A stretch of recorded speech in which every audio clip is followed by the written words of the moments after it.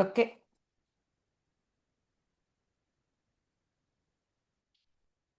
Praise lord madam, అందరికీ వందనాలు. ఆ దేవుడు మళ్ళీ మనకి ఈ రాత్రికాల సమయంలో ఇలా జూమ్ మీటింగ్ ద్వారా మనం అందరం కలుసుకునే అవకాశం దేవుడు దయచేసినందుకు వందనాలు. ఎందుకంటే ఆయన చిత్తం లేకుండా మనం ఏ పని చేయలేం. ఈ విధంగా కూర్చున్నామంటే ఆయన కృపను బట్టి, ఆయన దయని బట్టి మనం కూర్చోగలిగాం. మరి ఈరోజు మలాకీ గ్రంథం 4వ అధ్యాయం 1వ వచనం. మలాకీ గ్రంథం 4వ అధ్యాయం 1వ వచనం. ఏలయనగా నియమింపబడిన దినము వచ్చుచున్నది, కొలిమి కాలునట్లు అది కాలును, గర్విష్ఠులందరూ దుర్మార్గులందరూ కొయ్య కాలు వలె ఉందురు. వారిలో ఒకనికి వేరైనను చిగురైనను లేకుండా రాబో దినము అందరినీ వేయునని సైన్యములకు అధిపతియగు యెహోవా సెలవిచ్చుచున్నాడు. మరొకసారి చూద్దామండి వాక్యం. ఏలైనగా నియమింపబడిన దినము వచ్చుచున్నది, కొలిమి కాలినట్లు అది కాలును, గర్విష్ఠులందరినూ దుర్మార్గులందరినూ కొయ్య కాలు వలె ఉందురు. వారిలో ఒకనికి వేరైనను చిగురైనను లేకుండా రాబో దినము అందరినీ కాల్చివేయనని సైన్యములకు అధిపతియగు యెహోవా సెలవిచ్చుచున్నాడు. ప్రేమ మడని మా తండ్రి, ఇంతవరకు క్షేమంగా కాపాడిన పరిరక్ష స్థుతినైనా వందనాలు తండ్రి. అయ్యా, మేమేమై ఉన్నామో కేవలం అది నీ ఉచితమైన కృపంలో అయినాను తండ్రి. నాయన నీ కృప చేత నాయన మలాకీ గ్రంథం 3 అధ్యాయాలు ధ్యానించగలిగే కృప అనుగ్రహించావు తండ్రి.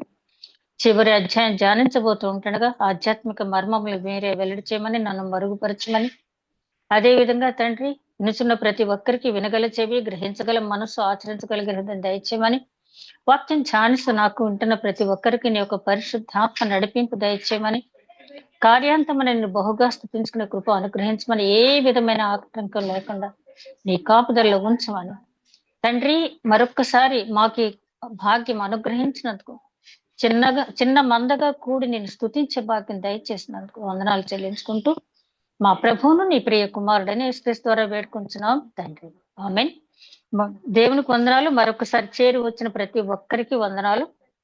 మరి మలాకీ గ్రంథం ముగింపుకు వచ్చాం. మలాకీ గ్రంథం గురించి మనం ఇంట్రడక్టరీ పార్ట్ లో గుర్తు చేసుకున్నట్టుగానే, మరి ఇస్రాయేలీలు అంటే అక్కడికి బబులోను చెరకు వెళ్ళినటువంటి యూదులు తిరిగి వచ్చిన తర్వాత 100 సంవత్సరముల తర్వాత ఈ మలాకీ గ్రంథం అనేది రాయబడింది. దీని పర్పస్ ఏంటనేది కూడా మనం ఆ రోజు జ్ఞాపకం చేసుకున్న ఏంటంటే, దేవాలయం అయితే పునర్నిర్మించుకోగలిగారు, కానీ వీళ్ళు తమ హృదయాల్ని నిర్మించుకోలేకపోయారు. నెహెమ్యా గ్రంథంలో ఒక వీక్ మనం ధ్యానించుకున్నాం. మీ మనస్సు అనే నడుము కట్టుకోనండి అని చెప్పి, మీ హృదయం శుద్ధిగా ఉండాలని. అయితే దేవాలయము కట్టమన్నది దేవుడు కాదా అని మనం ఆలోచించినట్లయితే, తప్పకుండా దేవాలయం కట్టమన్నది దేవుడే. అయితే ఆయన ఉద్దేశం, ఎంతో కాలం బబులోను చెరలో నిజదేవుడిని ఆరాధించడానికి వీళ్ళకి అవకాశం లేక, ఆయా కర్ర విగ్రహాలకి లేదా వారి ఆ రాజులు ఏది ఆదేశిస్తే అట్లాంటి విగ్రహాలకి, మంత్రతంత్రాలకి, అట్లాంటి వాటికి అలవాటు పడిపోయిన వీరు నిజదేవుని ఆరాధించాలని ఉన్నవారు మాత్రమే ఇక్కడికి వచ్చారు. ఎందుకంటే కోరేషు వీళ్ళని వెళ్ళనమన్నప్పుడు ఎవరికైతే స్వస్థలానికి వెళ్ళాలని ఉందో వారు వెళ్ళవచ్చు, నో కంపెల్షన్, అంటే ఎవరికి కూడా తప్పనిసరిగా వెళ్ళాలి అనే ఆదేశం అయితే ఏమీ లేదు. ఎవరికి మీ స్వస్థలం వెళ్ళాలని, ఆ యెరూషలేము వెళ్ళాలని ఎవరికైతే ఉందో వాళ్ళు వెళ్ళొచ్చు అని చెప్పారు. ఎందుకంటే 70 సంవత్సరాలు అక్కడ ఉండేటప్పటికి మరి ఒక జనరేషన్, అంటే పెద్దలు చెప్పేది ఏంటంటే 30 సంవత్సరాలకి ఒక జనరేషన్ అని లెక్క పెట్టుకోవాలంటే, అంటే ఒక వ్యక్తి అక్కడికి వెళ్ళినప్పుడు అక్కడే ఉంటే 3వ తరాన్ని కూడా చూసిన వారు అక్కడ ఉన్నారు. కాబట్టి మనం ఇర్మియా గ్రంథం 29వ అధ్యాయంలో చూస్తాం కదా, మీరు ఇండ్లు కట్టుకోండి, తోటలు కొనుక్కోండి, మీ కుమార్తెలకు అల్లులను, మీ కుమారులకు కోడండ్లను తీసుకోండి, మీరుంటున్న పట్టణం కోసం ప్రార్థించండి అని చెప్పి ఇర్మియా ప్రవక్త ద్వారా దేవుడు చెప్పిన మాట విన్నాం కదా. చాలా మంది చక్కగా సెటిల్ అయ్యారు. అయితే లోక సంబంధమైన భోగభాగ్యాలు మేము విడిచిపెట్టము అన్నవాళ్ళు అక్కడి నుంచి రాలేదు. మాకు ఏమైనా కూడా మా యెరూషలేము పట్టణం వెళ్ళాలి, మా దేవాలయంలో మేము ఆరాధన చేసుకోవాలని చెప్పి ఎవరికైతే ఆసక్తి ఉందో వాళ్ళు తిరిగి వచ్చారు. అయితే ఇక్కడికి వచ్చేటప్పటికి అప్పటికే అక్కడ మిక్స్డ్ కల్చర్ ఉంది. అంజులు ఉన్నారు, సమరయులు ఉన్నారు, చాలా మంది ఉండటం వల్ల ఈ వచ్చిన వాళ్ళకి అసలు దేవాలయం కట్టడమే చాలా కష్టమైపోయింది. అప్పుడు హగ్గయి ప్రవక్త, జకర్యాని ఇట్లాంటి ప్రవక్తలను తీసి ఆయన ఆహ్, వాళ్ళని ఎంకరేజ్ చేసి ఆ దేవాలయం కట్టించడం అనేది జరిగింది. సరే దేవాలయం అయితే కట్టారు గానీ, వీళ్ళలో మోరల్స్, ఎథిక్స్ అనేవి కూడా పూర్తిగా పోయినాయి. నెహెమ్యా గారు కూడా చాలా బాధపడతాడు నెహెమ్యా గ్రంథంలో. వీళ్ళలో మోరల్స్, ఎథిక్స్ లేకపోవటం వల్ల ఆయన చాలా బాధపడి వీళ్ళున్న స్థితిని చూచి ఆయన ఉన్నటువంటి 12 సంవత్సరాలు కూడా ఆయనకు కావాల్సిన జీతభత్యాలు కూడా తీసుకోకుండా అక్కడ గవర్నర్‌గా పనిచేయటం జరిగిందని చెప్పి నెహెమ్యా గ్రంథంలో మనం ధ్యానించుకున్నాం. మెయిన్ పర్పస్ ఏంటంటే వీళ్ళలో మోరల్స్, నైతిక విలువలు అనేవి లేవు. నీతి అనేది లేదు అని చెప్పి దాన్ని పెంపొందించడానికి మలాకి ప్రవక్తని నా దూత అని చెప్పి, అంటే దేవుడు చెప్పిన మాటను తూచా తప్పకుండా చెప్పటానికి మలాకి ప్రవక్తనైనా పంపించడం అనేది జరిగింది. మరి మలాకి గ్రంథంలో మొదటి అధ్యాయంలో మనం చూసినట్టయితే ఆయన బిగినింగ్ లోనే అంటాడు, నేను మిమ్మల్ని ప్రేమించానంటే నువ్వు మమ్మల్ని ప్రేమించావని చెప్పడానికి రుజువు ఏంటని వీళ్ళు అడుగుతారు. అడిగినప్పుడు యాకోబును ప్రేమించాను, ఏశావును ద్వేషించానంటే శరీరానుసారులు నేను ద్వేషించాను, ఆత్మానుసారులు నేను ప్రేమించాను అంటే యాకోబు శరీరానుసారుడు కాదా అంటే నో డౌట్ అట్ ఆల్. ఆయన కూడా ప్రారంభంలో శరీరానుసారుడు. ఎందుకంటే అందరూ పాపం చేసి దేవుడు అనుగ్రహించు మహిమను పొందలేకపోతున్నారని పరిశుద్ధ గ్రంథం చెప్తుంది. అదే విధంగా ఆదికాండంలోనే 6వ అధ్యాయంలో దేవుడు నరుని హృదయం బాల్యం నుంచి చెడ్డది అని చెప్పి చెప్పడం జరిగింది. ప్రసంగి గ్రంథంలో సామెతల గ్రంథకర్త సొలొమోన్ మహారాజు అంటాడు, నరుణ్ణి దేవుడు సృష్టించినప్పుడు పరిశుద్ధంగా ఆయన సృష్టించాడు గాని అన్ని తంత్రములు మానవుడే కల్పించుకున్నాడు. కాబట్టి ఆ విధంగా మానవుడు చెడిపోయి ఉన్నాడు. అయితే యాకోబు జీవితాన్ని మనం పరిశీలించినప్పుడు ఆ యబ్బోకు రేవు దగ్గర దేవునితో పోరాడి ఇశ్రాయేలుగా మారిన సంగతి మనకు తెలుసంటే పూర్తిగా పరిశుద్ధులు అనేవాళ్ళు ఎవరు కూడా ఈ లోకంలో మనుషుల్లో ఎవరు కూడా లేరు. అందుకనే బాల్య పాపం అనేది ఉంది. ఎందుకంటే దావీదు మహారాజు అంటాడు కదా, పాపంలోనే నా తల్లి గర్భం ధరించింది, పాపంలోనే కన్నది అని చెప్పి. ఆ వాక్యం చాలా మంది అర్థం చేసుకోకుండా దావీదు మహారాజు తల్లి ఏదైనా పాపం చేసిందేమో అందుకనే దావీదు మహారాజు ఆ విధంగా చెప్పాడని చెప్పి భావించే వాళ్ళు చాలా మంది ఉన్నారు. అయితే దావీదు మహారాజు మహాజ్ఞాని ఆయన కాబట్టి ఆయన ఏమంటాడు, తన తల్లి పాపంలోనే గర్భం ధరించిందంటే పాపం లేని మానవుడు అంటూ లోకంలో లేడు కాబట్టి ఆయన మాట అంటూ ఉన్నాడు, నా తల్లి పాపంలోనే గర్భం ధరించింది, పాపంలోనే నన్ను కన్నదంచింది. అంటే జన్మతః ఏ శిశువు కూడా పాపం లేకుండా ఈ ప్రపంచంలోనికి రాలేదు. అయితే ఎవరైతే తన స్థితి దేవుని దగ్గర తెలుసుకొని పశ్చాత్తాపడి క్షమాపణ అనుభవం పొంది మారు మనసు పొంది రక్షణానుభవంలో కొనసాగుతూ ఉంటారు, వారిని దేవుడు ఇష్టపడతాడు. అక్కడ యాకోబు, ఏశావు అంటే కేవలము యాకోబు సంతానం అని కాదు, ఏశావు సంతానం అని కాదు, కానీ మనం చాలా క్లియర్ గా మనం ధ్యానించుకున్నాం. ఆ తర్వాత 6వ వచనంలో మొదటి అధ్యాయులు ఆయన ఏమంటాడంటే, నన్ను తండ్రి అని పిలుస్తున్నారు కానీ నాకు ఇచ్చే గౌరవం ఏంటి, కుంటిదో గుడ్డిదో ఉన్నదాన్ని తీసుకొచ్చి నాకు అర్పణకు అర్పిస్తున్నారు, ఈ లోక సంబంధమైన అధికారికి మీరు ఎట్లాంటి అర్పణ అర్పిస్తారా, తండ్రి అని పిలుస్తున్నారు, యజమాని అని పిలుస్తున్నారు, తండ్రి అయితే నా గౌరవం ఏది, యజమాని అయితే దాసుడు, యజమానికి ఇచ్చేటటువంటి గౌరవం ఏది, నాకు ఏది అని చెప్పి అడగటం అనేది మొదటి అధ్యాయంలో చూస్తాం.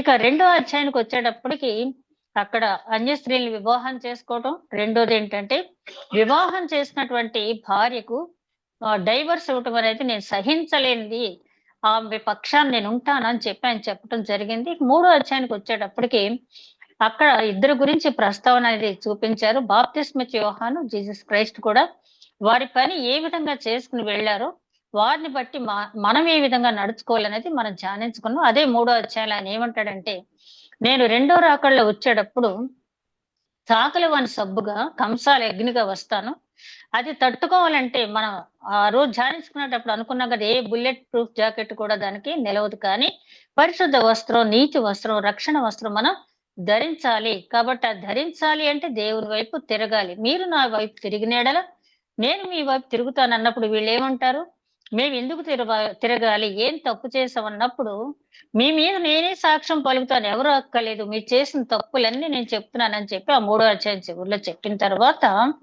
గర్విష్ఠుల గురించి కూడా మాట్లాడారు. గర్విష్ఠులు అనుకుంటారంట దేవుని సన్నిధిలో మేము దుఃఖముఖులై తిరగటం ఏంటి, ప్రయోజనం ఏంటి మాకు, మా దేవుడేమో ఆ గర్వంగా ఉన్న వాళ్ళని, దుర్మార్గుల్ని కూడా దీవించేస్తున్నాడు. వాళ్ళు బాగుపడిపోతున్నారు. ఇలా ఆయస్కరమైన మాటలు దేవుడు వినడు అనుకున్నట్టుగా మాట్లాడతారంట. కానీ కొంతమంది మాత్రం యెహోవా యందు భయభక్తులు గలవారు ఆయన నామమును స్మరించుచు ఆయన గురించి మాట్లాడుకుంటూ ఉంటారంట.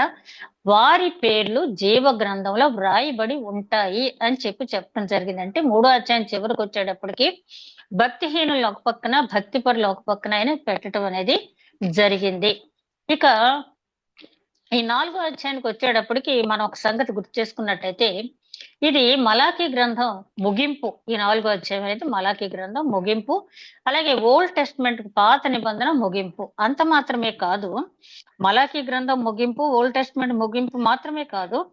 ప్రవక్తలు దేవుని మాటలు విని జనానికి చెప్పడం అనేది ఇక్కడితోటి అయిపోయింది. ఇక ఏ ప్రవక్తతోటి దేవుడు మాట్లాడలేదు.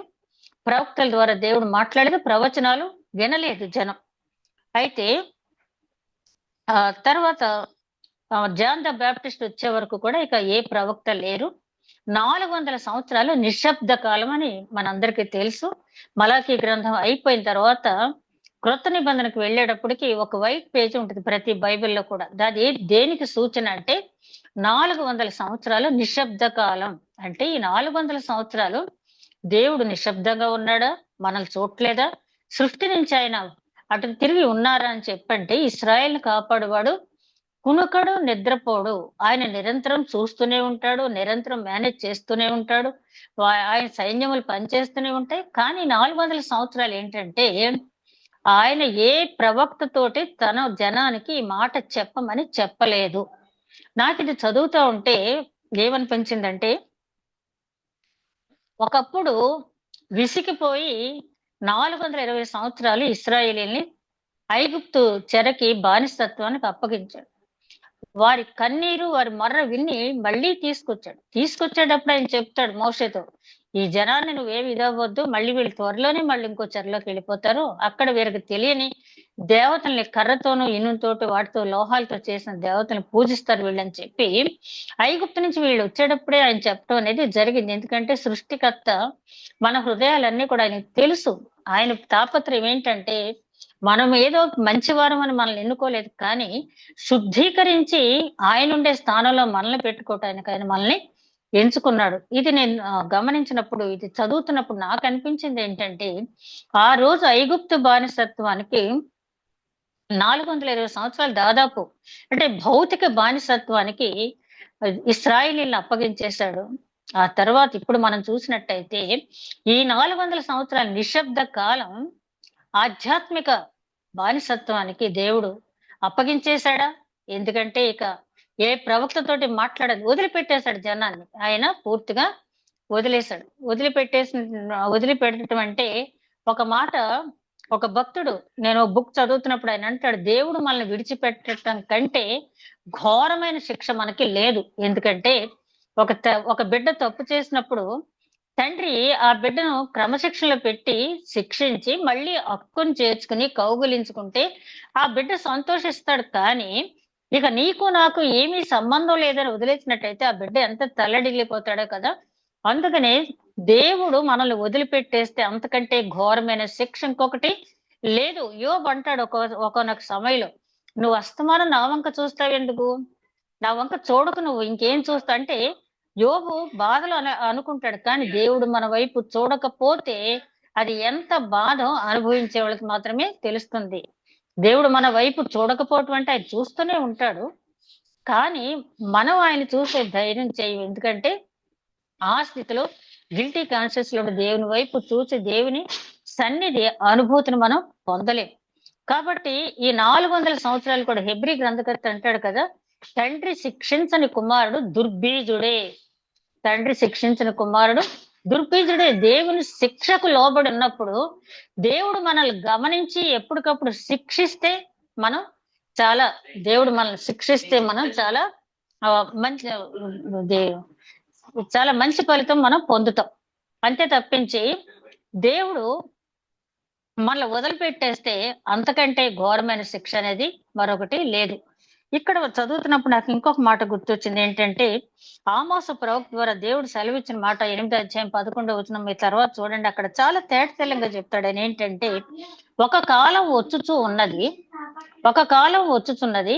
అది ఆహారముకు సంబంధించినటువంటి క్షామం కాదు గాని, వాక్యమునకు సంబంధించిన క్షామం రాబోతూ ఉందని చెప్తాడు. అది ఈ 400 సంవత్సరాల కాలంలో ఆ ప్రవక్త ప్రవచించినటువంటి ప్రవచనం నెరవేర్పు అనేది జరిగింది. దేవుని నోటి నుంచి వచ్చిన ఏ మాట అయినా కూడా అది నెరవేరకుండా ఎప్పుడు కూడా మానదు.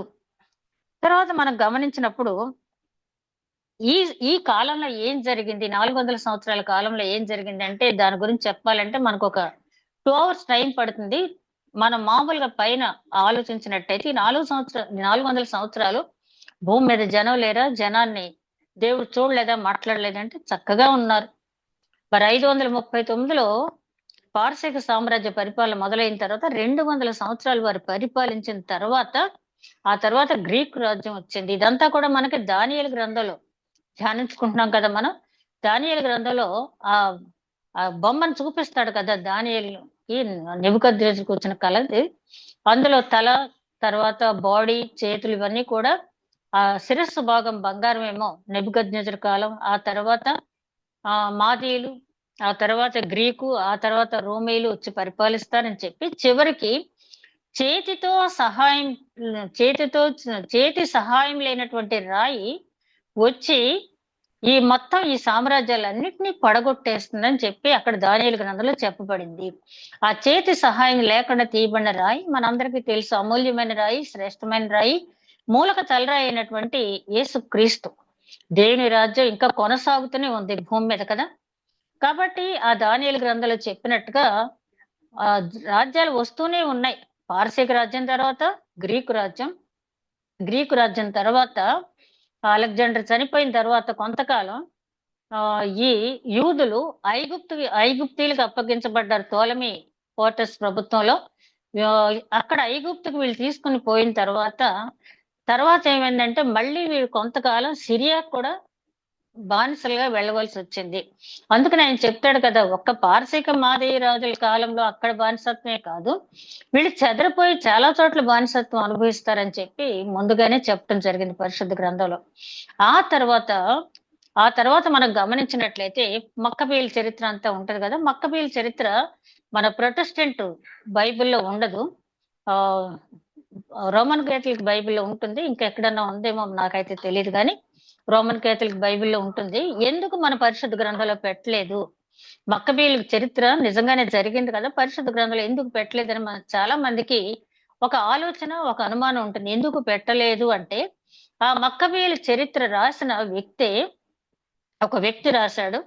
అతను ఏమంటాడంటే, మా కాలంలో ఒక ప్రవక్త కూడా లేడు, ప్రవచనం చెప్పడానికి ఒక ప్రవక్త కూడా లేడు, నా శక్తి వంచన లేకుండా జరిగిన విషయాలు నేను రాశాను అని చెప్పంటాడు. అంటే ఒక వ్యక్తి తన ఊహ ప్రకారం రాసినటువంటి చరిత్ర మక్కబీయుల చరిత్ర. కాబట్టి మన పరిశుద్ధ గ్రంథంలో ఆది కాండం దగ్గర నుంచి ప్రకటన గ్రంథం వరకు ఉన్నటువంటి ప్రతి మాట కూడా పరిశుద్ధాత్మని ప్రేరేపణతో రాయబడిన మాటలే తప్పించి, అందుకని పేతురు గారు ఏమంటాడంటే, పేతురు మొదటి పత్రికలో ఆయన అంటాడు, ప్రవచనాలు మనుషుల ఇచ్చ ప్రకారం పుట్టలేదు, పరిశుద్ధాత్మ ప్రేరేపణ వల్ల మాత్రమే వచ్చినాయని చెప్పి ఆయన చెప్తాడు.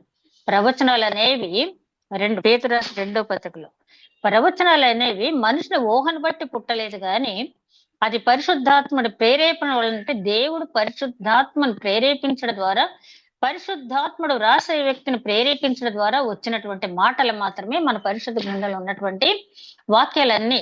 అలాగే తిమోతి రాసిన రెండో పత్రిక 3వ అధ్యాయం 17వ వచనంలో కూడా ఆయన ఏమంటాడంటే, దైవావేశం వల్ల కలిగిన ప్రతి లేఖనము అంటాడు.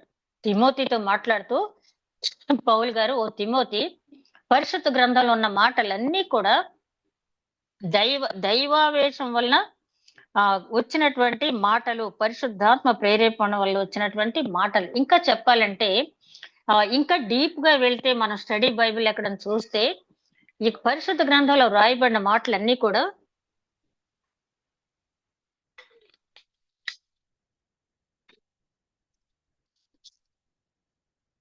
పరిశుద్ధ గ్రంథంలో రాయబడిన మాటలన్నీ కూడా దేవుని ఊపిరి అంటారు. దేవుని ఊపిరి. థియరిటికల్ స్టూడెంట్స్ బాగా తెలుసు. పరిశుద్ధ గ్రంథంలో ఉన్న ప్రతి మాట కూడా దేవుని ఊపిరి. అంటే ఆయన అంతగా ఆహ్, పరిశుద్ధంగా రాయించాడు. ఊపిరి ఎంత పరిశుద్ధంగా ఉంటుందో, వాక్యం కూడా అంత పరిశుద్ధంగా ఉంటది. కాబట్టి మక్కబీయుల చరిత్ర ఎందుకు రాయలేదనేది అక్కడ చాలా తేటతెల్లంగా, ఎందుకంటే ప్రవచనం చెప్పడానికి ప్రవక్త లేడు కాబట్టి, ప్రవక్త ద్వారా ప్రవచింపబడనటువంటి మాట ఏది కూడా పరిశుద్ధ గ్రంథంలో ఉండటానికి వీల్లేదు కాబట్టి, మక్కబీయుల చరిత్ర అనేది మనకి రాలేదు. ఆ తర్వాత మనకి కాలక్రమ పట్టిక చూసుకున్నట్టయితే క్రీస్తు పుట్టుక వరకు మొత్తం ఏ ఏ నెల ఏం జరిగిందనేది కాలక్రమ పట్టికలో అంతా ఉంది. క్రీస్తు పుట్టటానికి ముందు 6 నెలల ముందు జాన్ ద బాప్టిస్ట్ దేవుడు మాట్లాడే వరకు ప్రవక్తలు అనేవాళ్ళు లేరు. అంటే ఈ మలాకీ గ్రంథం దేనికి ముగింపు అంటే, అటు ఓల్డ్ టెస్టిమెంట్ ముగింపు, అదే విధంగా ప్రవక్తల ప్రవచనాలు పలికే దానికి ముగింపు. దీన్ని మనం ఒకసారి జ్ఞాపకం చేసుకున్నట్టయితే 400 సంవత్సరాలకు ముందు దేవుడు, అంటే ఆ రోజు ఆదికాండంలో ఆదాము అవ్వతో ఏమైతే చెప్పారో, మీరు ఈ తప్పు చేశారు కాబట్టి మీకు ఈ శాపం వచ్చింది. నిన్ను బట్టి భూమి శపించబడిందని చెప్పి ఆదాముతో దేవుడు అన్నది మనకు తెలుసు కదా. ఆ శాపం అక్కడి నుంచి ప్రవక్తల ద్వారా హెచ్చరింపబడుతూనే ఉంది. ఇక మలాకీ గ్రంథంకి వచ్చేటప్పటికి ఇక ప్రవచనలు ఎవరు ప్రవచించడం, తన మనసులో ఉన్న చివరి మాటగా దేవుడు వీళ్ళతో ఇక్కడ ఆ రోజున్న వాళ్ళతో ఇప్పుడు మనతో కూడా అదే మాట. ఎందుకంటే అంతకంటే భిన్నమైన పరిస్థితిలో మనం లేం కాబట్టి ఈ మాటలన్నీ కూడా దేవుడు మనతోటే మాట్లాడినట్టుగా మనం తీసుకున్నట్టయితే, మలాకీ గ్రంథంలో చాలా సూటిగా ఒక్కొక్క మాట కూడా, ప్రతి వచనం కూడా మనకు తగిలే మాట కాబట్టి మనం చాలా వరకు ధ్యానించాం. ఒక రకంగా చెప్పాలంటే అసలు ఈ ఒక్కొక్క వచనం మలాకీ గ్రంథంలో ఒక్కొక్క వచనం 1 అవర్ పట్టేసి ధ్యానించాలంటే అంత లోతైన మర్మాలు దాంట్లో ఉన్నాయి. ఇప్పుడు మనం చదివినటువంటి ఫస్ట్ వర్స్ 1వ వచనం చూసినట్టయితే, ఏలయనగా నియమించబడిన దినం వచ్చుచున్నది, కొలిమి కాలునట్లది కాలును, గర్విష్ఠులందరును దుర్మార్గులందరూ కొయ్య కాలువలే ఉందురు, వారిలో ఒకనికి వేరైనను చిగురైనను లేకుండా రాబో దినం అందరినీ కాల్చివేనని సైన్యములకు అధిపతి యెహోవా సెలవిచ్చుచున్నాడు. ఈ మాటలు మనం ఒక్క మలాకీ గ్రంథంలో కాదు కానీ ప్రారంభం నుంచి అనేక మంది ప్రవక్తలు దీన్ని ప్రవచిస్తూనే వచ్చారు. కానీ దాన్ని విని వదిలేసే జనం ఎక్కువయ్యారు కాబట్టి దేవుడు మనం వదిలిపెట్టిన దేవుడు మనల్ని వదిలిపెట్టే దేవుడు కాదు. అదే కదా చెప్తాడైనా మలాకి 3వ అధ్యాయం 6వ వచనంలో, నేను మార్పు లేని దేవుడు కాబట్టి మీరు ఈ విధంగా ఇంకా జీవించి ఉన్నారు అని చెప్పి. ఆయన మనల్ని శిక్షించాలంటే ఒక్క క్షణం చాలదు. నోవహు జలప్రళయం తర్వాత ఈ భూమిని నిర్మానుష్యం చేయను నేనని చెప్పి నిబంధన నోవహుతో చేశాడని. పర్వతములు కదిలినా, మెట్టలు తత్రిల్లినా నా కృప నిన్ను విడిచిపోదు. ఎందుకంటే ఆయన వాగ్దానం చేసిన దేవుడు నమ్మదగిన వాడు కాబట్టి. ఆ 1వ వచనం నియామక దినం గురించి యోవేలు ప్రవక్త మొట్టమొదటి కంటే అంతకు ముందు ఇంటర్నల్ గా ఉన్నా కూడా యోవేలు ప్రవక్త చాలా డైరెక్ట్ గా ప్రవచించడం జరిగింది. యోవేలు ప్రవక్త 1వ అధ్యాయం 15వ వచనం చూస్తే, ఆహా యెహోవా దినం వచ్చినే, అది ఎంతో భయంకరమైన దినము, అది ప్రళయం వలె సర్వశక్తిని దగ్గర నుండి వచ్చినది, కాలుతూ ఉన్నది. అక్కడ మనం చూసినట్టయితే యోవేలు గ్రంథం 1వ అధ్యాయం 15వ వచనం నుంచి ఇంచుమించుగా 2వ అధ్యాయం 16వ వచనం వరకు కూడా యోవేలు గ్రంథంలో ఈ యెహోవా దినం గురించి చాలా స్పష్టంగా అక్కడ వివరించబడి ఉంది. దాని సారాంశం తీసుకున్నట్టయితే ఆ యెహోవా దినం ఎక్కడి నుంచి వచ్చిందంటే సర్వశక్తుని దగ్గర నుంచే వచ్చింది. యెహోవా దినం అంటే చాలా మంది చాలా చాలా అర్థాలు చెప్తారు కానీ అది ఆయన వచ్చే సెకండ్ కమింగ్ గురించి చెప్పబడినటువంటి మాట.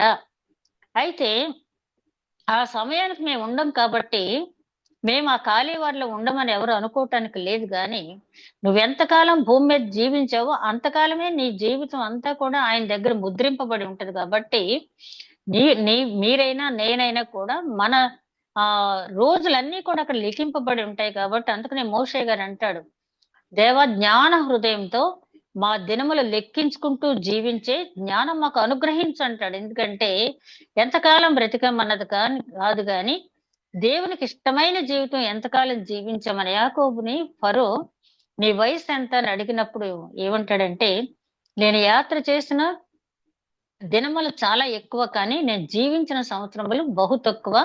అవి నా పితరులు జీవించిన సంవత్సరాల కంటే అవి చాలా తక్కువగా ఉన్నాయంటాడు. 130 సంవత్సరాల వయసు అప్పటికి ఆయనకి. ఆయన అంటాడు, నేను యాత్ర చేసిన దినాలు చాలా ఎక్కువ, కానీ జీవించిన సంవత్సరాలు తక్కువ. అంటే దేవునికి ఇష్టంగా నేను జీవించిన సంవత్సరాలు చాలా తక్కువ. ఇప్పుడే అనుకున్నాం కదా, మన పితరులు ఎంతగానో దేవుని యందు భయభక్తులు కలిగి జీవించారు. వారితో పోల్చుకుంటే పరిస్థితుల ప్రభావం అనండి, లేకపోతే లోకంలో వచ్చే మార్పులనండి, ఏమైనా కూడా మన పితరులతో పోల్చుకుంటే మన భక్తి జీవితం త్రాసులో తూచినట్టయితే మెనే మెనే టేకేల్ ఉపాసస్ అనే స్థితిలోనే మనది ఉంటుందని చెప్పి నిస్సందేహంగా చెప్పొచ్చు. త్రాసులో తూచినట్టయితే మన పితరుల భక్తి జీవితంతో మనది తక్కువగానే కనపడుద్ది. ఇది యోవేలు గ్రంథంలో ఆయన ఆ రాకడ గురించి చెప్పినప్పుడు మనం ఒకటే గుర్తు చేసుకోవాలి. రాకడ ఎప్పుడొస్తుందో మనకైతే తెలియదు. దాని గురించి కూడా మనం ఊహాగానాలు చెయ్యక్కర్లేదు. నేను మొన్న ఒక ఆర్టికల్ ఏదో చదువుతుంటే ఆయన అంటున్నారు, రాకడ అనేది నీకు ఉత్సుకత కలిగిస్తుందా, క్యూరియాసిటీతో ఎదురు చూస్తున్నావా, లేదా నీకు అసలు బాధ్యతతో చూస్తున్నావా, అకౌంటబిలిటీ అనేది నీకుందా? రాకడ ఎప్పుడొస్తే నీకెందుకు, ఊహించాల్సిన పని నీకు లేదు. ఎందుకంటే సాక్షాత్తు యేసుక్రీస్తే తండ్రికి తప్ప అది ఎవరికి తెలియదని చెప్పినప్పుడు నీ జ్ఞానం ఎంత అక్కడ. కాబట్టి నువ్వు ఆ లెక్కలు వెయ్యొద్దు, ఎవరన్నా చెప్పినా నమ్మొద్దు. ఇదే అనుకూల సమయం, ఇదే రక్షణ దినం అని చెప్పి ఎప్పటికప్పుడు నువ్వు ప్రిపేర్ అయ్యి ఉండు రాకడకని చెప్పి చెప్పడం జరిగింది. అలాగే దేవుడు యోవేలు గ్రంథం దగ్గర నుంచి ప్రకటన గ్రంథం వరకు కూడా హెచ్చరిస్తూనే ఉన్నాడు ప్రవక్తల ద్వారా. కానీ మనుషుల్లో ఏమైనా మార్పు ఏమైనా వచ్చిందంటే అది దేవుడే చెప్పాలి. ఎందుకంటే చాలా మారిపోయామని మనం అనుకుంటాం, మన స్థితి ఏంటనేది దేవుడే చెప్పాలి. అక్కడ ఆయన చెప్తున్నాడు కదా, అది సృష్టికర్త దగ్గర నుంచే వచ్చింది, అది కాలుతూనే ఉంటుందని. తర్వాత ఈ కాలుతూనే ఉంటుంది అనే మాటకి ఆ మనం చాలా సార్లు ధ్యానించుకున్నాం. ఏంటంటే పేతురు గారు రాసిన రెండో పత్రిక, పేతురు గారు రాసిన రెండో పత్రిక 3వ అధ్యాయం 10వ వచనం మనం గమనించినట్లయితే, పేతురు రాసిన రెండో పత్రిక 3వ అధ్యాయం 10వ వచనంలో ఎవరైనా తీస్తే ఒకసారి చదవండి. పేతురు రాసిన రెండో పత్రిక అయితే ప్రభు దినము దొంగ అయితే ప్రభు దినము వచ్చును. అయితే ప్రభు దినము దొంగ వచ్చినట్లు వచ్చును. ఆ దినమున ఆకాశములు మహాధ్వనితో గతించిపోవును, పంచభూతములు మిక్కటమైన వేంద్రములతో లయమైపోవును, భూమియు దాని మీదనున్న కృత్యములు కాలిపోవును. వికృతమైన వేంద్రంతో లయమైపోవును, భూమియు దాని మీద ఉన్న కృత్యములు కాలిపోవును. అంటే మానవుడు అనేక కట్టడాలు కడుతూ ఉంటాడు, చేస్తూ ఉంటాడు. ఏమైనా కూడా అంటే మనుషులు కాలిపోతారు. మనిషి చేసినటువంటి సృష్టి అంతా కూడా కాలిపోతుంది. ఎవరు నిలబడతారంటే ఆ తర్వాత చివరి వచనంలో చూస్తాం. పేతురు గారు రాసిన రెండో పత్రిక 3వ అధ్యాయంలో చివరి వచనంలో నూతన ఆకాశం నూతన భూమి ఉంటుంది, దానిలో నీతి నిలుస్తుంది అని చెప్పి. అంటే అందరూ కాలిపోరు.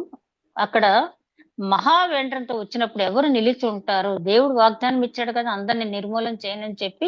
అక్కడ నీతి అంటే నీతిమంతులు నిలిచి ఉంటారు అంతే తప్పించి మరి ఆ నీతిమంతుల జాబితాలో ఎవరు ఉన్నారనేది దేవునికి మాత్రమే తెలుసు. మరి ఇక్కడ చూస్తే రెండవ వచనం చూస్తే యెహోవా దినం గురించి, ఇప్పుడు మొదటి వచనంలో మనం చూసాం కదా, యెహోవా దినం గురించి మనం ఎంత ఊహ తెలిసిన దగ్గర నుంచి కూడా అర్థం అవని స్థితిలో కూడా రాకడ గురించి, వెయ్యేండ్ల పరిపాలన గురించి, రహస్య రాకడ గురించి, సెకండ్ కమింగ్ గురించి, 7 సంవత్సరాల శ్రమల గురించి వింటూనే ఉన్నాం. అది కొత్త సబ్జెక్ట్ కాదు మనకి, క్రైస్తవులందరికీ కూడా తెలిసిన మాటే. కానీ దానికి ఎంతగా మనం సిద్ధపడుతున్నామో, ఆ రోజు ఎలా వస్తుందో చెప్తున్నాడు ఆయన.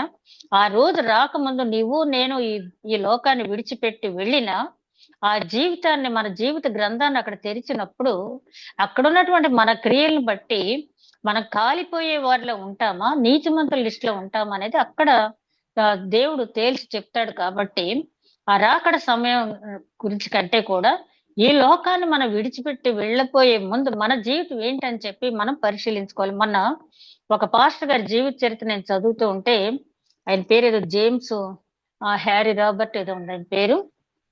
ఆయన జీవితకాలం ఎప్పుడు కూడా రోజుకి 6-7 ప్రసంగాలు కనీసం చేసేవాడంట ఆయన. ఎంతో బాగా ప్రిపేర్ అయ్యి. ఒకరోజు బాగా నీరసంగా ఉందంట ఆయనకి. చెప్తున్నారు, వాక్యం చెప్తుంటే సంఘస్థులందరూ, అయ్యా మీరు చాలా వీక్ గా ఉన్నారు, ఇవాళ చెప్పొద్దు అన్నారు. అయినా కూడా పుల్పిట్ మీద నిలబడి చెప్తూ ఉంటే, ఇంకొక వాక్యం ఉంది చెప్పేసి నేను ముగించేస్తాను అన్నారంట ఆయన.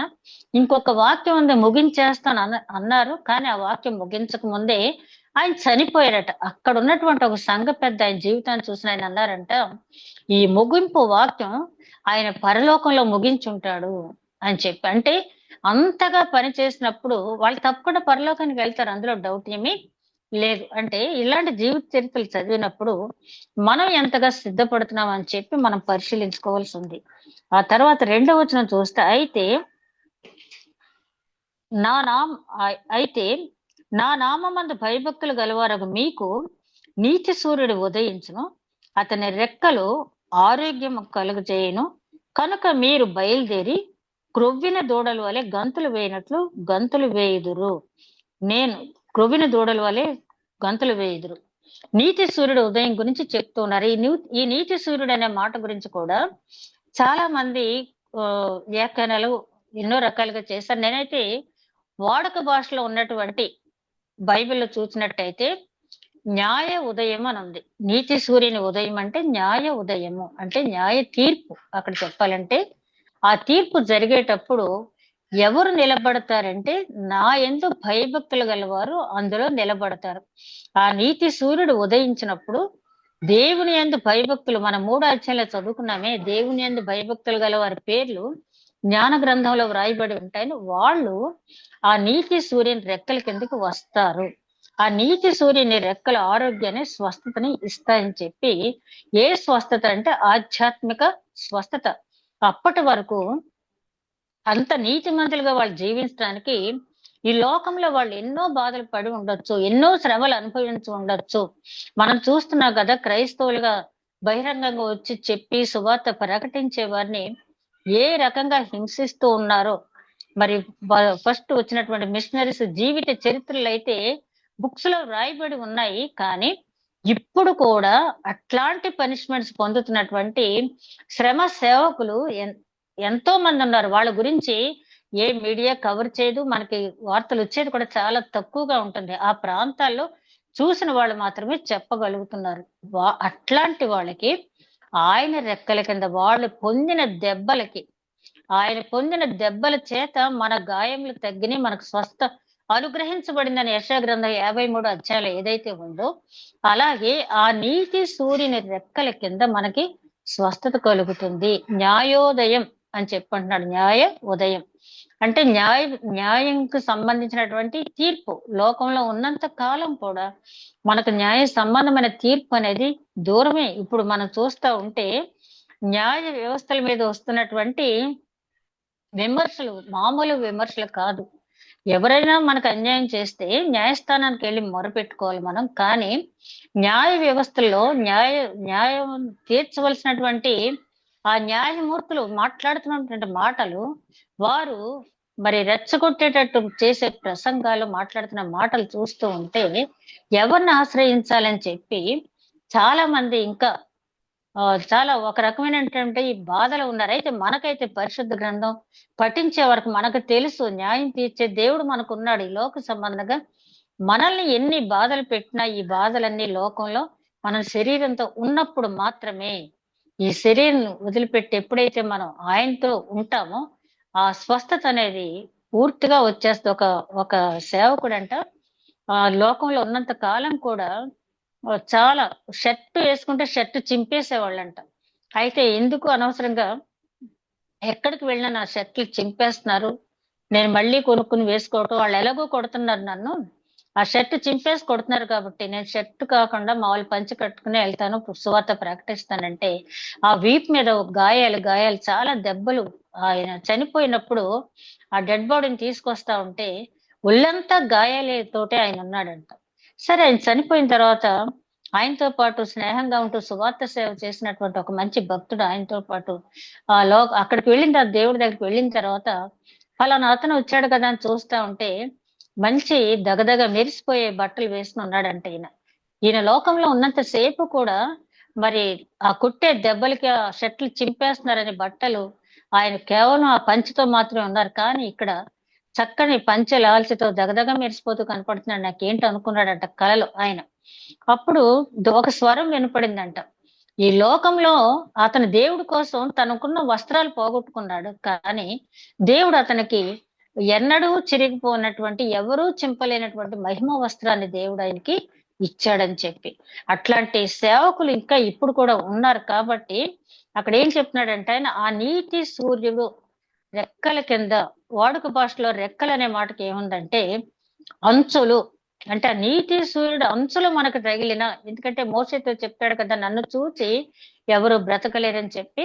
ఆ సమయంలో ఆయన వచ్చిన ఆ మహిమ తేజస్తో వచ్చినటువంటి దేవుని చూచి ఎవరు బ్రతకలేరు కాబట్టి ఆయన ఏమంటున్నాడంటే ఆ నీతి సూర్యుని రెక్కల కింద మనకి స్వస్థత కలుగుద్ది అని చెప్పి చెప్తున్నాడు. అదే విధంగా క్రొవ్విన దూడలని ఇక్కడ మనకి పరిశుద్ధ గ్రంథంలో మనం చదివే పరిశుద్ధ గ్రంథంలో ఉంది. వాడుక భాష గ్రంథంలో ఏముందంటే క్రొవ్విన దూడలు అనే మాటకి ఆ కొట్టంలోంచి విడిచిపెట్టబడినటువంటి దూడలు. అంటే దూడల్ని ఏం చేస్తారు, ఆ రోజంతా కూడా ఒక పాకలో ఒక నిట్రాడ్ లాంటిది వేసి అవి తప్పించుకుని పోవటానికి లేకుండా ఒక తాడుతో కట్టేస్తారు. అవి దేనికోసం ఎదురు చూస్తాయంటే ఎప్పుడు ఆ రైతు వచ్చి ఆ దూడను విడిపిస్తాడా, బయటకెళ్ళి ఆడుకుందామా అని చెప్పి గంతులేద్దామని ఎదురు చూస్తూ ఉంటాయి. ఆ రైతు రాగానే ఎప్పుడైతే అతన్ని ఆ టై ఊడదీసాడు, తాడు ఊడదీసిన వెంటనే ఆ దూడలు చెంగుని ఎగురుకుంటూ వెళ్తాయి కదా. అట్లా ఎగురుకుంటూ వెళ్తారంటే ఎప్పుడంటే ఆ స్వస్థత పొందిన వారు దేవుని సన్నిధిలో ఆ నీతి సూర్యుని రెక్కల కింద వెళ్ళినటువంటి వారు ఆయన చిత్తానుసారమైన జీవితం జీవించి న్యాయ తీర్పులో కృపాసింహాసనం దగ్గరికి వెళ్ళిన వారు ఆ రకంగా దూడల వలె గంతులు వేస్తారు. అంటే ఆ నీతి సూర్యుని ఉదయం జరుగుద్ది రాకడ, రెండవ రాకడ సమయంలో ఆ క్రొవ్విన దూడలాగా, లేకపోతే ఆ కొట్టంలో ఉన్న విప్పబడిన దూడలాగా గంతులు వెయ్యాలి అంటే ఎటువంటి ప్రవర్తన కలిగి ఉండాలని పరిశుద్ధ గ్రంథంలో ఆది కాండం తగ్గించి ప్రకటన గ్రంథం వరకు మనకు చెప్తూనే ఉన్నారు. కానీ దాన్ని గమనించుకోకుండా పర్వాలేదులే, దేవుడు క్షమించే దేవుడే కదా, ఎన్ని తప్పులు చేసినా, చాలా మంది అంటారు కదా రెండో దొంగను క్షమించేశాడు కదా నన్ను కూడా క్షమిస్తాడులే అన్న ఇదిలో ఉంటున్నారు. కానీ దేవుడు తెలిసి చేసిన తప్పు క్షమాపణ లేదు, తెలియక చేసిన తప్పుకు మాత్రమే క్షమాపణ ఉంది. రక్షణ అనుభవం పొందిన తర్వాత ఒకసారి వెలిగింపబడిన కొవ్వొత్తి మళ్ళీ తిరిగి ఆ చీకటిగా ఆరిపోయినట్టయితే దాని గురించి మీరు పట్టించుకోవద్దు. కుక్క తన వాంతికి తిరిగినట్టుగా తిరిగే జనాన్ని గురించి మీరు పట్టించుకోవద్దని కూడా చెప్పడం అనేది జరిగింది. ఈ నీతి సూర్యుని ఉదయం గురించి మనం చూసినట్లయితే మహిమా ప్రకాశం మన మీద వచ్చినప్పుడు ద్వీప నివాసులారని కూడా పిలుస్తాడంట. అంటే ఆయన చెప్పిన వ్యాఖ్యానంలో మనం చూసినట్టయితే ఆయా ద్వీపాల్లో ఉన్నటువంటి ద్వీపము అంటే ఇక్కడ దేని సంకేతం అంటే చీకటిలో ఉన్నవారులారా. అంటే లూకాసు వార్త 1వ అధ్యాయం 79వ వచనంలో మనం గమనించినట్లయితే చీకటిలోను మరణ ఛాయల్లోనూ ఉన్న వారికి అరుణోదయపు వెలుగు కలుగుతుంది అని చెప్తాడు. అంటే యేసుక్రీస్తు రావటం ద్వారా చీకటిలోను మరణ ఛాయలోను ఉన్న వారికి అరుణోదయపు వెలుగు అనేది కలుగుతుంది. కాబట్టి ఆ నీతి సూర్యుడు వచ్చినప్పుడు నేనెక్కడో చీకట్లో ఉన్నాను, నేనెక్కడో మారుమూల ప్రాంతాల్లో ఉన్నాను, నా మీద ఆ వెలుగు పడుతుందా అని ఎవరు కూడా ఆలోచించక్కర్లేదు. నువ్వు ఈ ప్రపంచంలో ఎక్కడ ఉన్నా ఆ నీతి సూర్యుని వెలుగు ఎవరి మీద పడాలో వారి మీద ప్రసరింపబడుతుందంట. ఆ వెలుగు దేవుడు ఎవరి మీద ప్రసరింప చేయాలో, నువ్వు ఒకవేళ చనిపోయి సముద్రంలో పడి ఉన్నా, లేదా మారుమూల ప్రాంతంలో ఉన్న కొండల చాటునున్నా ఆ వెలుగు నీ మీద ప్రకాశింప చేసే దేవుడు నీకున్నాడు. కాబట్టి చీకటిలోనూ మరణ ఛాయలను, అక్కడ యెషయా గ్రంథంలో ఏమంటాడంటే జెబులూను నఫ్తాలి ప్రాంతాల్లో ఉన్నటువంటి అక్కడ ఎందుకు ఈ మాట ఉపయోగించాడంటే అక్కడ చాలా గ్యాంబ్లింగ్ అనేది లేకపోతే చీకటి కార్యాలనే జరుగుతూ ఉండేయంట గలిలియా ప్రాంతానికి, ఆ జెబులూను నఫ్తాలి ప్రాంతాల్లో.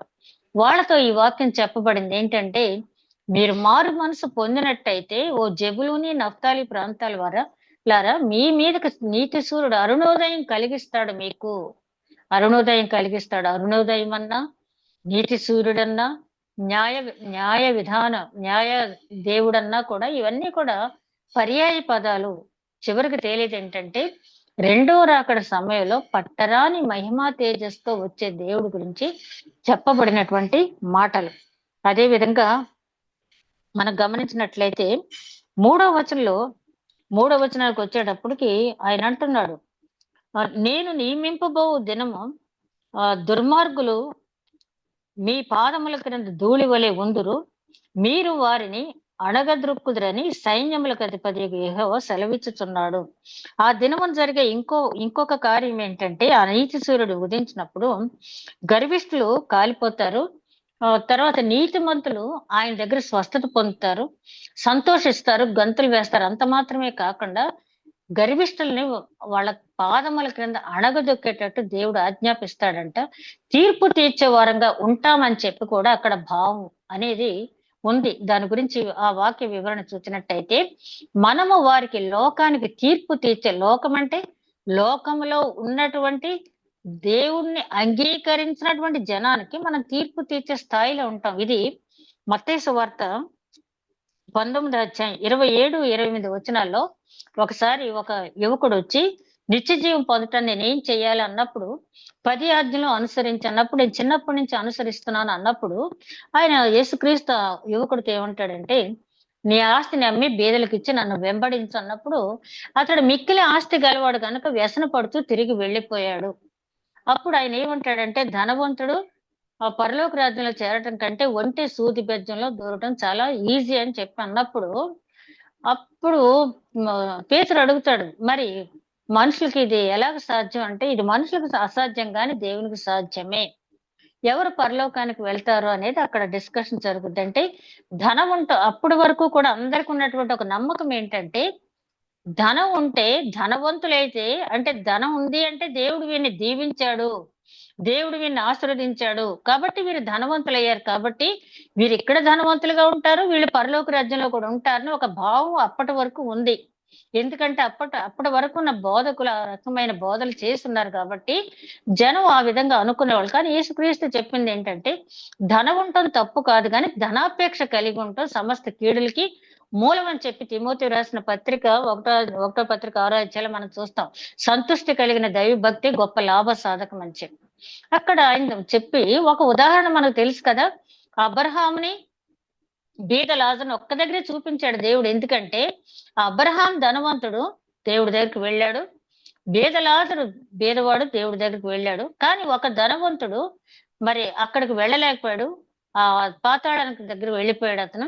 అతను ధనవంతుడే, అబ్రహాం ధనవంతుడే. ఎందుకు వీళ్ళిద్దరిలో వ్యత్యాసం అంటే, ధనవంతుడైన మాత్రం తప్పు కాదు కానీ ధనాపేక్ష కలిగి ఉండకూడదని, అలాగే బేదలైన వాళ్ళందరూ పరలోక రాజ్యానికి వెళ్ళిపోతారని కాదు కానీ, లోక సంబంధంగా బేదరికంలో ఉన్న ఆత్మ సంబంధమైనటువంటి బేదరికం లేని వారు, వాళ్ళు ఆత్మ సంబంధమైన ధనం సంపాదించుకున్న వాళ్ళు పరలోకానికి వెళ్తారని అక్కడ మనకు తెల్లంగా ప్రతి దానికి సమాధానం మనకు పరిశుద్ధ గ్రంథంలో ఉంటది. అప్పుడు పేతురు గారు ఒక పక్షాన్ని వదిలిపెట్టాడు కదా.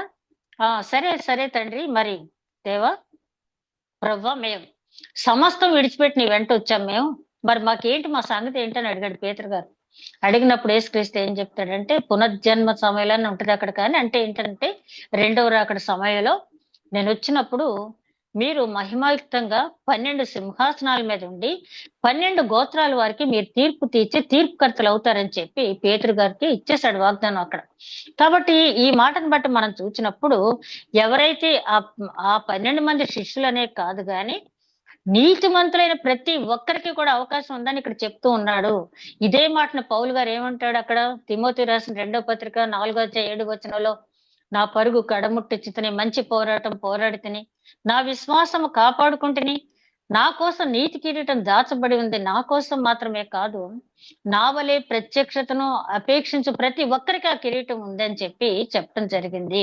ఈ లోక సంబంధమైన పోటీల్లో ఎవరికైనా కిరీటం ఒక్కరికే దక్కొచ్చు, కానీ మన క్రైస్తవ్యంలో ఆ కిరీటం ఎవరైనా పొందొచ్చు, దాని నియమ ప్రకారం మనం జీవించినప్పుడు. అందుకే ఇక్కడ ఏమంటున్నాడంటే, మీరు లోకమునకు తీర్పు తీర్చే తీర్పుకర్తలుగా ఉంటారు. ఎవరైతే మిమ్మల్ని అపహాస్యం పాలు చేశారో వారిని మీ పాదాల కిందకు నేను తీసుకొచ్చేస్తానని చెప్పి అక్కడ చెప్పడం అనేది జరిగింది. అంటే పాదాల కింద తీసుకొస్తాం వాళ్ళు తొక్కేయాలని కాదు, దేవుడు ఉద్దేశం అది కాదు, మన ఉద్దేశం కూడా అది కాదు. కానీ అంటే ఆ రకమైన ఆధిక్యత నేను మీకు ఇస్తాను. ఏ ఆధిక్యత అయితే మీరు లోకంలో కోల్పోయారో దానికి 10 రెట్ల ఆధిక్యత మీరు నా దగ్గర పొందుకుంటారని చెప్తున్నాడు. అదే విధంగా 4వ వచనంకి వచ్చేటప్పటికి ధర్మశాస్త్రాన్ని జ్ఞాపకం ఉంచుకోండి అని మళ్ళీ చెప్తున్నాడు ఆయన. హోరేబు కొండ మీద ఇచ్చినటువంటి ధర్మశాస్త్రం, మోషే ఇచ్చినటువంటి ధర్మశాస్త్రాన్ని మీరు జ్ఞాపకం ఉంచుకోండి అని చెప్పంటున్నారు. చూద్దామా 4వ వచనం. హోరేబు కొండ మీద ఇశ్రాయేలందరి కొరకై నేను నా సేవకుడైన మోషేకు ఆజ్ఞాపించిన ధర్మశాస్త్రమును, దాని కట్టడలను, విధులను జ్ఞాపకం చేసుకొనుడి. మళ్ళీ చెప్తున్నాడు జ్ఞాపకం చేసుకుని. ఒకసారి ఇచ్చిన తర్వాత, నిర్గమకాండాలు ఇచ్చిన తర్వాత మళ్ళీ ద్వితీయోపదేశ కాండాలు మళ్ళీ తిరిగి, ద్వితీయ ఉపదేశం అన్నాం కదండి, అందుకే మళ్ళీ తిరిగి చెప్పించాడు ఆయన. చెప్పిన ఎన్నిసార్లు చెప్పినా కూడా మర్చిపోయే స్వభావమే కాబట్టి చివరి మాటలు చెప్తున్న మలాకీ ప్రవక్త ద్వారా కూడా ఒక్కసారి మీరు ధర్మశాస్త్రాన్ని గుర్తు తెచ్చుకోండి అని చెప్పి మలాకీ ద్వారా కూడా ఆయన ఆఖరి మాటకు ఆయన గుర్తు చేస్తూ ఉన్నాడు. ఇప్పుడు కూడా మనకు ఆ రోజు మలాకీతోటే కాదు, ఈ రోజు వాక్యం చదువుతున్న మనం, అంటే మన ధర్మశాస్త్రం క్రింద లేము.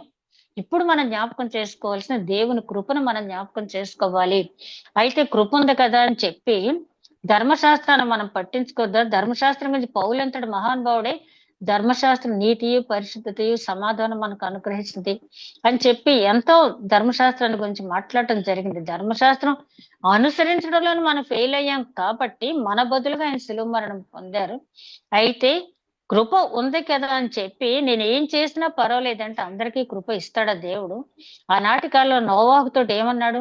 ఈ తరము వారిలో నువ్వు ఒక్కడివే యథార్థవంతుడుగా ఉన్నావు కాబట్టి నా కృప నీకు ఇస్తున్నానని చెప్పన్నాడు. అంతే తప్పించి అందరికీ ఆయన ఇస్తానని వాగ్దానం చేయలేదు. ఈ 4వ వచనంలో మనం గమనించాల్సింది ఏంటంటే, ఈ లోకంలో మనం ఎంత శ్రమ పడతామో, ఎంత కన్నీరు కారుస్తామో దావీదు మహారాజు కీర్తనలోనే చెప్పడం జరిగింది కదా, నా కన్నీటిని నీవు కవిలలో భద్రపరుస్తావు. కవిలే అంటే పుస్తకము. అంటే నా కన్నీటిని నేను దైవ చిత్తానుసారమైన దుఃఖం పొందినప్పుడు ఈ లోకంలో నాకు ప్రశాంతత దొరకపోయినా నా బాధను నువ్వు గుర్తిస్తావు, నువ్వు జ్ఞాపకం చేసుకుంటావు, నాకు తెలుసు అని చెప్పి దావీదు మహారాజు అంటాడు. కాబట్టి ఈ లోకంలో ఎంత శ్రమ పడుతున్నా కూడా మనం, పేతురు గారు అదే 4వ అధ్యాయాలు అంటాడు, మొదటి పత్రిక 4వ అధ్యాయంలో, మీకు శ్రమలు సంభవిస్తున్నప్పుడు ఏదో మీరు గొప్ప అయిపోయి ఫీల్ అవ్వద్దు. మీరు ఆ శ్రమలు సహనంతో ఓర్చుకున్నట్టయితే మీరు తప్పకుండా ఆ మహిమ రాజ్యంలో ప్రవేశించినప్పుడు సంతోషిస్తారు, అది గుర్తుపెట్టుకోండి అని చెప్పి. ఆ తర్వాత 5వ వచనానికి వచ్చేటప్పుడు ఆయన ఏమంటాడంటే, యెహోవా నియమించిన భయంకరమైన ఆ మహాదినము రాకమునుపు నేను ప్రవక్తయగు ఏలియాను మీ యొద్దకు పంపుదును. నేను వచ్చి దేశమును శపించకుండునట్లు అతడు తండ్రుల హృదయమును పిల్లల తట్టును, పిల్లల హృదయమును తండ్రుల తట్టుకుని త్రిప్పును. ఈ బాప్తిస్మ యోహాను గురించి ఇక్కడ చెప్పబడిన మాటను గురించి కూడా, నేను వచ్చే ముందు ఏలియాని పంపిస్తాను అంటే ఆ ఏలియా వస్తాడు అని చెప్పి అంటారు. ఏలియా అంటే ఇక్కడ ఆయన చెప్పిన మాట ఏంటంటే, మరొకసారి చూద్దాం ఆ వచనం. నేను వచ్చి దేశమును శపించుకున్నట్లు 5వ వచనం చూస్తే, భయంకరమైన ఆ మహాదినం రాకమునపు నేను ప్రవక్తయగు ఏలియాను మీ వద్దకు పంపుదును. ప్రవక్తకు ఏలియాను పంపిస్తాను అంటే ఇక్కడ మనం అర్థం చేసుకోవాల్సింది ఏంటంటే, ఏలియా వంటి ఆత్మ కలిగినటువంటి వ్యక్తిని నేను పంపిస్తాను అని చెప్తున్నాడు ఆయన. అంటే బాప్తిస్మ యోహాను గురించి ఇక్కడ చెప్తున్నటువంటి మాట లూకా సువార్త 1వ అధ్యాయంలో 16-17 వచనాల్లో బాప్తిస్మ యోహాను గురించి చెప్పింది ఏంటంటే, 16-17 వచనాలు చూద్దాం. లూకా సువార్త 1వ అధ్యాయం 16-17 వచనాలు. తన తల్లి గర్భను పుట్టిన మొదలుకొని పరిశుద్ధాత్మతో నిండుకుని వాడై ఇశ్రాయేలీలతో అనేకులను ప్రభువైన వారి దేవుని వైపునకు త్రిప్పుతూ, మరియు అతడు తండ్రుల హృదయమును పిల్లల తట్టుకును, అవిధేయులను నీతిమంతుల జ్ఞానమును అనుసరించడకును త్రిప్పి, ప్రభువు కొరకు ఆయత్తపడి ఉన్న ప్రజలను సిద్ధపరచుటకై ఏలియా యొక్క ఆత్మయు శక్తియు గలవాడై ఆయనను ముందుగా వెళ్ళును గనుక నీకు సంతోషము కలుగును. ఇంత స్పష్టంగా బైబిల్లో ఏలియా అంటే ఆత్మ శక్తి కలిగిన వాడని చెప్పి ప్రస్తావించబడిన ఇంకా కూడా యేసుక్రీస్తు వచ్చిన తర్వాత ఆ ఏలియా వస్తాడన్నా ఏలియా సంగతి ఏంటన్నప్పుడు ఆయన అంటాడు కదా 11 అధ్యాయంలో, ఏలియా వచ్చాడు, అతని పని అతను చేసుకుని వెళ్ళిపోయాడు. అతను వస్తేనేమో అలా ఉన్నాడు, ఇలా ఉన్నాడు, వస్త్రధారణ ఎలా ఉంది, అతను ఇలా ఉన్నాడని చెప్పి అన్నారు. అతనే ఏలియా అంటే ఏలియాని అని పంపిస్తాను మలాకి గ్రంథకర్త దేవుడు ఎవరి గురించి అయితే చెప్పాడో, ఏలియా ఆల్రెడీ దేవుని రాజ్యానికి ఎత్తపడ్డాడు కదా, దేవుని దగ్గరికి వెళ్ళిపోయాడు. మళ్ళీ ఏలియా రావటం ఏంటి అంటే, ఏలియా ఆత్మ కలిగినటువంటి వ్యక్తి నేను పంపిస్తానని చెప్పాడు. ఏలియా గురించి ప్రకటన గ్రంథంలో కూడా ఈయన ప్రస్తావన అనేది మనం చూస్తాం. అదే విధంగా ఏలియా యొక్క ఆత్మ శక్తి అయిన వారు వస్తారు. జకర్యా గ్రంథంలో కూడా 12వ అధ్యాయం 10వ వచనంలో అంటాడు, ఆ రోజు రాకముందు మీరందరూ కూడా నా నామం పేరిట ప్రార్థించడానికి మీకు కరుణగల ఆత్మనిస్తాను అని చెప్పాడు. అయితే అది ఇంకా కొంతవరకే సంపూర్ణమైంది, రెండవ రాకడ సమయానికి గానీ సంపూర్ణం కాదు. లూకా సువార్త 19వ అధ్యాయం 42వ వచ్చిన 44వ వచ్చిన వరకు ఈ వాక్యం మనందరికీ కూడా చిరపరిచితమే. ఆయన మట్లా ద్వారం రోజున యెరూషలేం వెళ్తూ ఉన్నప్పుడు ఆయన ఒక దగ్గర ఆగుతాడు. దేవాలయం వెళ్లే ముందు ఒక దగ్గర ఆగి పట్టణాన్ని ఒకసారి తేరిపారా చూడటం అనేది జరిగిన తర్వాత ఆయన 41వ వచనం, లూకా సువార్త 19వ అధ్యాయం 41వ వచనం మనం చూసినట్టయితే, ఆయన పట్టణమును సమీపించినప్పుడు దానిని చూచి దాని విషయమై ఏడ్చి, నీవును ఈ దినమునందైనను సమాధాన సంబంధమైన సంగతులను తెలుసుకునే ఎడల నీకెంతో మేలు, కానీ ఇప్పుడవి కన్నులకు మరుగు చేయబడి ఉన్నవి.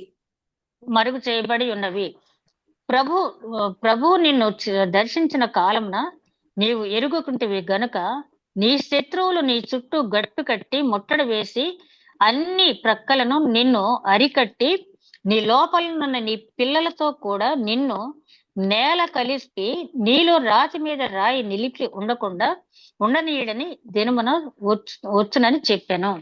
ఎన్నిసార్లు నిన్ను దర్శించినా కూడా నువ్వు కనిపెట్టుకుని ఉండలేదు, నువ్వు దాని గురించి పట్టించుకోలేదు. కాబట్టి సమాధాన సంబంధమైన సంగతులు ప్రస్తుతానికి ఇంకా నీకు మరుగు చేయబడి ఉన్నాయి.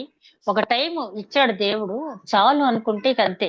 ఆయన ఏమంటున్నాడంటే, ఒక రోజు వస్తుంది, ఆ రోజు రాతి మీద రాయి ఉండకుండా నీలో ఉన్నటువంటి నీ చంటి పిల్లలను కూడా హతమార్చే రోజు వచ్చింది కదా.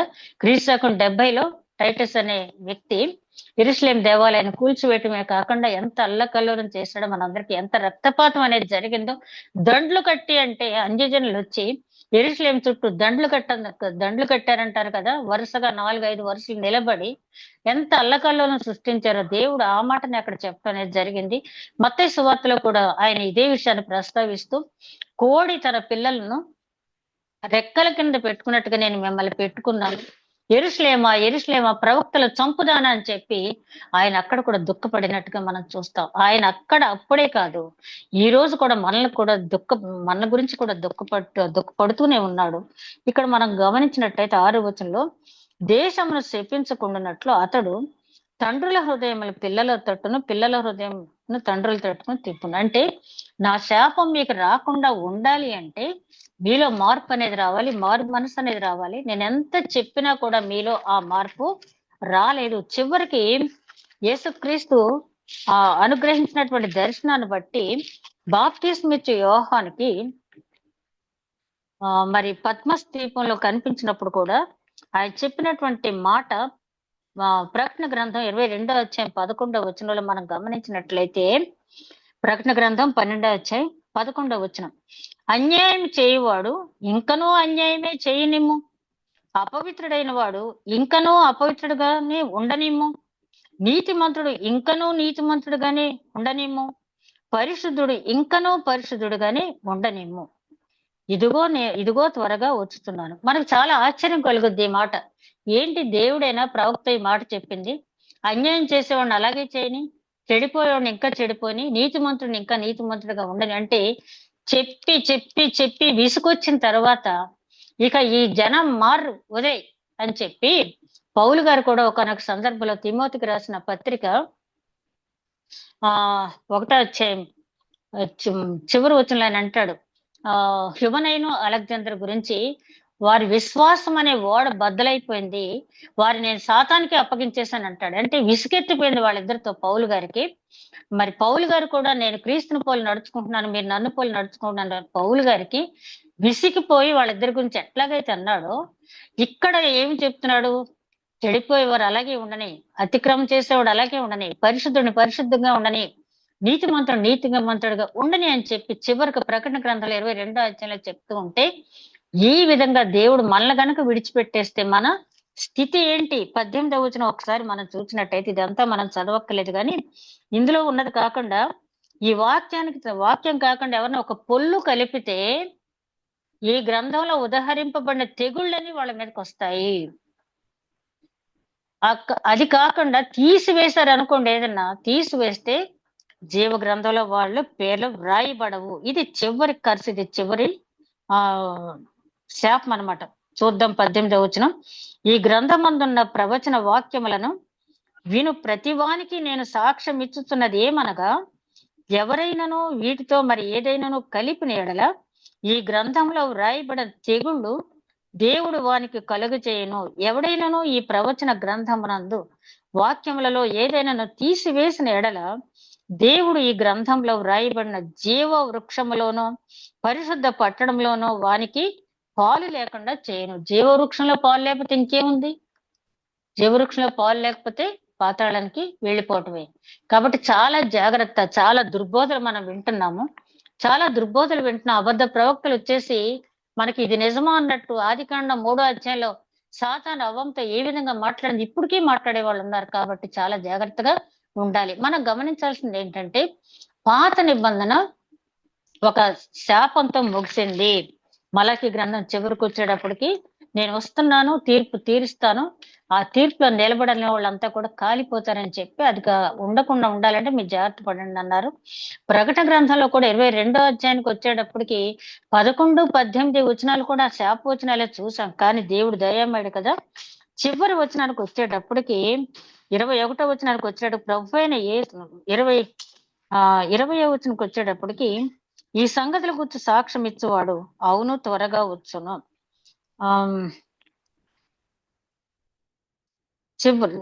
21వ వచనం, ప్రభు అయిన యేసు కృప పరిశుద్ధులకు తోడై ఉండును గాక. ఫుట్ నోట్ లో 4వ మాటకి ఏముందంటే పరిశుద్ధులందరికీ అని ఉంది. అక్కడ పరిశుద్ధులందరికీ దేవుని కృప తోడై ఉండును గాక. అంటే పాత నిబంధన గ్రంథమేమో ఆ శాపంతో ముగిసింది.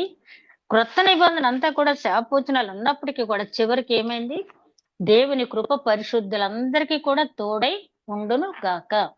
మనం ఒక్కసారి మనం ఆలోచించుకున్నట్లయితే ఆదికాండం 3వ అధ్యాయం 15, 17 వచనాల దగ్గర నుంచి మొదలు పెట్టి ఆ ఏదైనా తోటలోంచి తోలివేయబడ్డ మనల్ని, అంటే మన పితరులే వాళ్ళు, మనల్ని తీసుకొచ్చి ఆ పరలోక రాజ్యంలో జీవ వృక్ష ఫలం తినిపించాలని, ఆయన మహిమ రాజ్యంలో మనం ఉండాలని చెప్పి ఆయన ఎంతగా తాపత్రయపడ్డాడు. ఎన్ని వేల సంవత్సరాలు ఎంత మంది ప్రవక్తలు మన కోసం పంపించాడు. విసికి వేసాడినప్పుడల్లా బానిసత్వాన్ని పంపించడము, లేకపోతే ఒక శాపవచనం పలకటము చేసి మళ్ళీ వెంటనే ఆయన మనసు మార్చుకుని ఎల్షద్దాయి ప్రేమ, తల్లి తండ్రి ప్రేమ కంటే కూడా ఎక్కువగా మన పట్ల చూపించి చివరి వచనం పరిశుద్ధులందరికీ కృప తోడై ఉండును గాక. అక్కడ కూడా అందరికీ కృప అనలేదు ఆయన, పరిశుద్ధులందరికీ. పరిశుద్ధులంటే మనకు తెలిసిందే, ప్రత్యేకింపబడిన వారు, హృదయ శుద్ధి కలిగిన వారు దేవుని చూచెదరు. కాబట్టి మన పరిశుద్ధ గ్రంథం అంతా కూడా చివరికి వచ్చేటప్పటికి ఒక్కటే మాట, నువ్వు పైకి ఎట్లా కనిపించినా, ఎంతసేపు ప్రార్థన చేసినా, ఎంతసేపు వాక్యం చదివినా, ఎన్ని ఉపదేశాలు నువ్వు చేసినా ఈ హృదయం అనేది శుద్ధిగా లేకపోయినట్లయితే మనం చేసే ప్రక్రియ అంతా కూడా వ్యర్థమే. ఎప్పటికప్పుడు ప్రతిరోజు కూడా మనం వాక్యానుసారంగా ఎక్కడ పడిపోయాము, ఎందుకు పడిపోయాము అని మనం ఆలోచించుకుని హృదయ శుద్ధి కలిగి, ఆయన చక్కటి వాగ్దానం ఇచ్చేసాడు కదా మనకి ప్రకటన గ్రంథంలో, నీతిమంతుడుగానే ఉండని, పరిశుద్ధుడుగానే ఉండని అని అక్కడి నుంచి వదిలిపెట్టేయకుండా దేవుని కృప పరిశుద్ధులకు తోడై ఉండును గాక. ఆ పరిశుద్ధులై ఉండటం వల్ల మనకు వచ్చేది ఏంటంటే దేవుని కృప జీవము కంటే ఉత్తమమైంది అంటాడు దావీదు మహారాజు 65 కీర్తనలో. కృప దేవుని కంటే జీవము కంటే ఉత్తమైంది. అంటే మనం ఈ లోకంలో జీవించి ఉండేదానికంటే ఒకవేళ పరలోకంలో కూడా దేవుని కృప పొందుకుని దేవుని దగ్గర ఉండేదానికంటే గొప్ప భాగ్యం మనకేమీ లేదు. కాబట్టి ఇన్ని వాక్యాలు మనం ధ్యానించుకుందాం, పరిశుద్ధులుగా ఉందాం, పరిశుద్ధులుగా ఉంటే ఆయన కృపను పొందుకుందాం. ఈ 4వ అధ్యాయంలో మరీ ఆయన చెప్పింది ఏంటంటే, ఆ నియామక దినం అనేది బహు భయంకరంగా ఉంటుంది, జాగ్రత్తగా ఉండండి. నీతి సూర్యుడిగా నేను వచ్చినప్పుడు నా రెక్కల కిందకు వచ్చి స్వస్థత పొందేవారిగా ఉండండి. ఆ కొలిమిలో కాలిపోవద్దు. మహావేంద్రంతో వచ్చేటటువంటి ఆ పంచభూతాలు లయమైపోయే దాంట్లో మీరు ఉండొద్దు అని చెప్తూ ఆయన ఒక్కసారి ధర్మశాస్త్రం జ్ఞాపకం చేసుకోండి. దానికంటే ముఖ్యంగా ఆ ధర్మశాస్త్రం మీరు నెరవేర్చలేకపోయారు కాబట్టి ఆ ధర్మశాస్త్రం మీ మీద ఏ నేరారోపణ అయితే మీ మీద చేస్తూ ఉందో ఆ నేరాలనే రుణపత్రాన్ని సిలువలో మేకులు కొట్టేసాను, నా శరీరం అనే రుణపత్రంగా మేకులతో కొట్టేసాను. కొలసీలు రాసిన పత్రిక 2వ అధ్యాయం 15వ వచనం ఆయన అంటాడు కదా, అట్లా నేను విమోచించాను. అది గుర్తు పెట్టుకుని ఇదంతా ఎందుకు చేశాను? నా గొప్ప నేనేదో చెప్పుకోవటానికి కాదు, నా తండ్రి ఆజ్ఞ నెరవేర్చాను. దాంతో పాటు మీరు కూడా నాతో ఉండాలని యోహాను సువార్త 17వ అధ్యాయంలో నేనున్నట్టు వాళ్ళు కూడా మన దగ్గర ఉండాలని కోరుకుంటున్నాను అంటాడు. అంత గొప్ప ప్రేమ పడినటువంటి క్రీస్తు చేసిన త్యాగాన్ని ఒకవేళ కొంచెం ఏమైనా మనం నిర్లక్ష్యం చేస్తున్నామేమో, ఎవరికి వారు పరీక్షించుకుని ఆ నీతి సూర్యుడు ఉదయించే సమయానికి ఆ రెక్కల అంచులకు వెళ్ళిన స్వస్థత ఉంది మనకి. ఆ రెక్కల అంచులకు వెళ్ళినా మనం మహిమాన్వితులం అవుతాం. కాబట్టి ఆయన రెక్కల కిందకు వెళ్ళి స్వస్థత పొందాం.